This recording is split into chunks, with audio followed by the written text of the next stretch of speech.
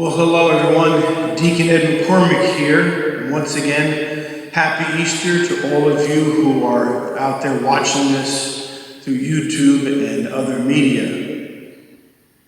You know, each Sunday during the Easter season, we read a story from the gospel about the risen Jesus appearing to his disciples and transforming their lives. And with each of these stories, we watch how his disciples realize that God's new age, God's new era has dawned, an era of life and justice and peace. Well, this week, the church takes a break from reading those post-resurrection narratives and instead turns to chapter 10 of John's Gospel, verses 1 to 10. Verses 1 to 10. If you move beyond that, you get into the Good Shepherd story. But this week, we don't hear about the Good Shepherd. Instead, we hear these riddles that Jesus tells, in which he contrasts thieves and robbers who try to break into the sheep pen and steal the sheep and kill them, with the shepherd who walks through the gate, who knows these sheep, who calls them by name, who calls them out to abundant life. And as I was preparing this week, I kept wondering, why are we reading this story in the middle of Easter? What could it possibly have to do with our faith in the risen Jesus and our commitment to serve and follow him? And as I prayed and studied these readings, all of a sudden I realized, oh, wow, this reading has so much to say about what it means to follow the risen Jesus. Let me explain. If you remember last Sunday, we read the story about the disciples on the road to Emmaus who gradually recognized that the risen Jesus had been with them all along. And I suggested that we are those disciples, that the first step to authentic Christian discipleship is the recognition that Christ is present in our gathered church, that Christ is present and active in our lives. Well, this week's gospel, I want to suggest to you, presents the next step that our church and our parish and each of us has to take if we're going to live out of and live from the life of the risen Jesus. Now, these riddles that Jesus mentions, they speak about thieves and robbers twice. And I think Jesus is warning us about people who want to steal from us, warning us about strangers and not to listen to them, warning us about how these thieves and robbers will want to kill and slaughter us. This is not the good news, my friends, but it is Christian realism, because the gospel takes place within that kind of world. You see, Jesus is warning us about thieves, people who want to steal from us.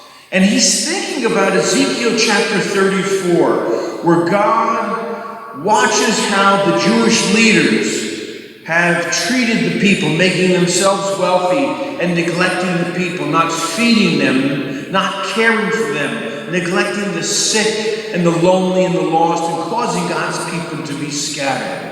And in Ezekiel, what God does is he fires all those shepherds, all of Israel's leaders, and promises that he will become their shepherd, and he will gather them and feed them and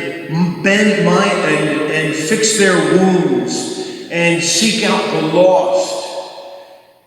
And when this happens, God's kingdom will reign.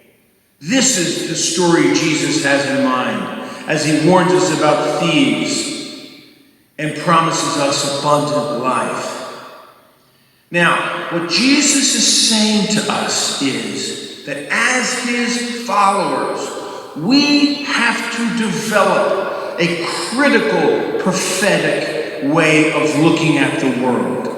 As his followers, we have to develop a critical stance towards these thieves who want to do things but don't want us to see it. We must take a prophetic and critical stance towards any corporation, any government, any policy that seeks to steal from us.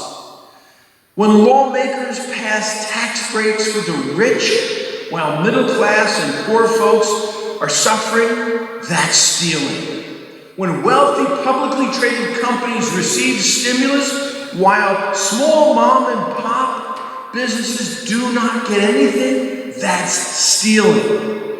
When our government takes away health care from us, that's stealing. When, as the richest nation in the world, we cut food assistance from our most needy, known as SNAP. When our country does that, that is stealing, and Jesus says a no to it. We must take a critical prophetic stance towards all who betray God's kingdom of peace and justice, his care for the needy and desperate. Never once did Jesus tell us to turn a blind eye to thieves and robbers. Now, the good news is that in our dangerous world, into our very dangerous world, walks the risen Jesus. Into our very lives, the risen Jesus walks into our lives and our homes, offering us abundant life. He is like the shepherd who walks into the gate of your home as the shepherd walks into the sheep pen. And he wants to do the same by walking into our lives. Today, my friends, today the risen Jesus wants to walk into your home and your heart and your mind. Invite him in. He wants to come into your life. So go ahead, invite him in. Unlike those thieves, he brings true life that cost him everything. Yes, the risen Jesus is present to us. He is present to you. Ask him to speak to you. He wants you to hear his voice. He calls you by name. The risen Lord knows your name. He knows you. He gets you better than anybody else does. Listen today as he calls you by your name. And he wants you to hear him. He wants you to know his voice. And it's always his voice that speaks peace and justice. It is always his voice that calls us to freedom and truth. Learn to hear his voice. Now, I want you to be aware that although he calls each sheep by name, following Jesus is never a solo experience. He is calling and gathering sheep, plural. He is gathering all the sheep. Today, as the risen Jesus, he is seeking to gather and create a community of people that know him, who are known by him, that know his voice and live from his life. This is who we are. This is who we're called to be.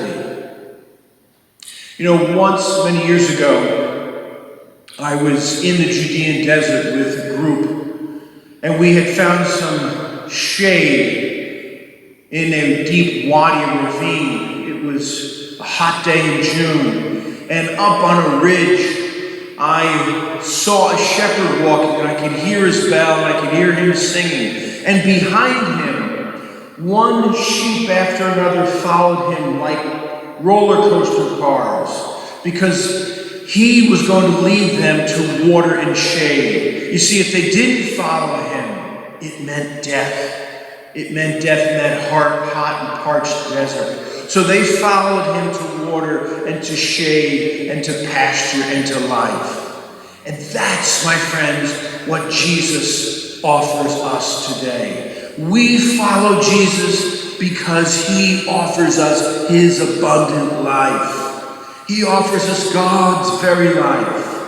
But not only that, he's creating a new world that promotes life and human flourishing, where the hungry are fed, where the sick get health care, where the lost and needy are taken in and cared for. This is just what modern thieves want to steal, and we must stand up against. Our world today, friends, it needs a worldwide church that lives from Christ's life. Our world needs a church that stands up for those in need, that brings Christ's abundant life in all its forms to all people.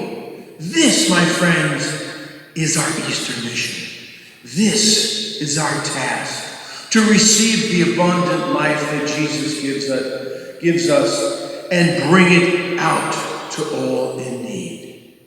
Happy Easter.